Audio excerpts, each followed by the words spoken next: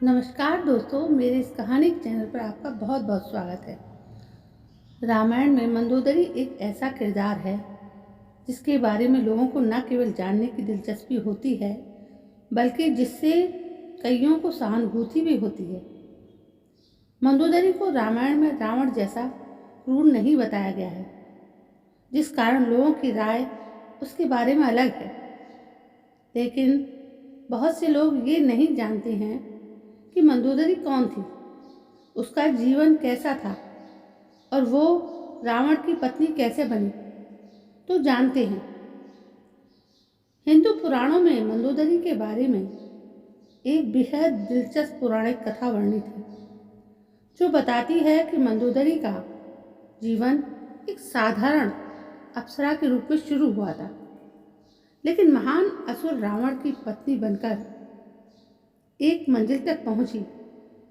इस कथा के अनुसार मधुरा नामक एक अप्सरा थी जो माता पार्वती की बहुत बड़ी भक्त थी। एक दिन मधुरा माता पार्वती से मिलने कैलाश पर्वत पर पहुंची, लेकिन माता पार्वती वहां नहीं थी।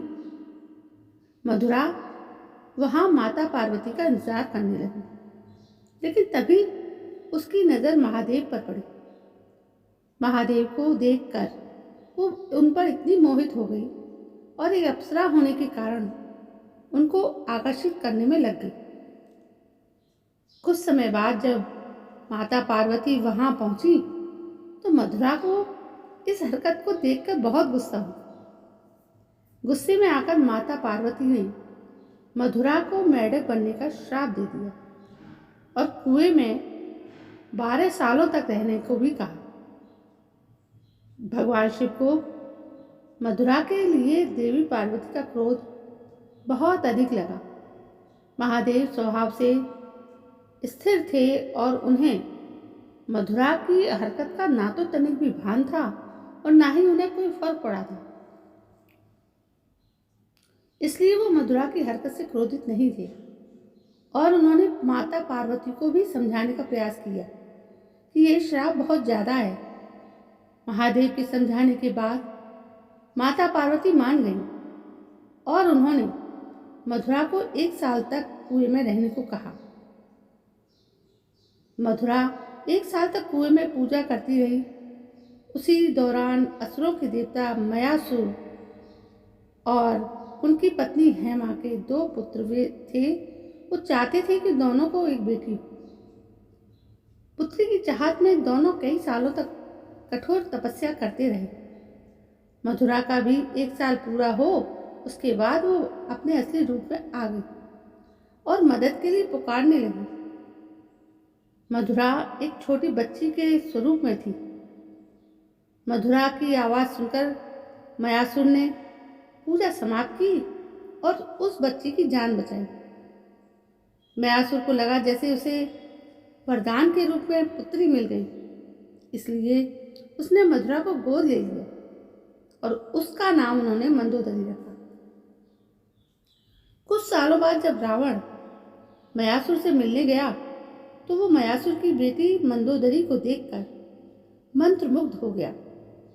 रावण ने मयासुर से कहा कि उसे मंदोदरी पसंद है और वो मंदोदरी के साथ विवाह करना चाहता है। मयासुर ने मना कर दिया, लेकिन रावण ने जबरदस्ती विवाह कर लिया। इस तरह मंदोदरी रावण की पटरानी बनी। रावण के विवाह के बाद दोनों के 3 पुत्र हुए। मंदोदरी बहुत समझदार और ज्ञानी थी। वो रावण को सदा अच्छी सलाह देती थी और कहा जाता है कि अपने पति के मनोरंजन के लिए उसी ने शतरंज के खेल का प्रारंभ किया था। जब रावण ने माता सीता का अपहरण किया था तो मंदोदरी को पता था कि रावण बहुत अहंकारी है और वो जिस मार्ग पर चल रहा है उसका विनाश निश्चित है। मंदोदरी ने रावण को भगवान राम की पत्नी माता सीता को वापस करने को भी कहा था, लेकिन रावण ने मना कर दिया। जब भगवान राम और रावण के बीच युद्ध हुआ और युद्ध में रावण मारा गया तो रावण के मरने के बाद मंदोदरी युद्ध भूमि पर गई। वो रावण के कुल और लंका का विनाश देखकर अत्यंत दुखी हुई। युद्ध के बाद भगवान राम ने लंका का राजपाट विभीषण को सौंप दिया। भगवान राम ने मंदोदरी को सुझाव दिया कि वो विभीषण से विवाह कर ले, लेकिन उसके बाद मंदोदरी ने खुद को महल में कैद कर लिया था। काफी समय तक मंदोदरी ने किसी से कोई संपर्क नहीं रखा। कहते हैं कि लंका की भलाई के लिए मंदोदरी ने विभीषण से शादी करना स्वीकार किया। तो दोस्तों, ये थी मंदोदरी की पूरी सच्ची कहानी जो मैंने आज आपको बताई। आपको ये कहानी बहुत पसंद आई होगी क्योंकि इसमें विचित्र जानकारियाँ थी।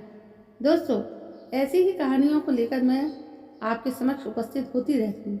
यदि ये कहानी आपको पसंद आई हो तो प्लीज़ मेरे इस चैनल को सब्सक्राइब करें, लाइक करें, शेयर करें और कमेंट भी करें। कल मैं फिर हाजिर होती हूँ आपके समक्ष नई कहानी को लेकर। तब तक के लिए जय हिंद, वंदे मातरम।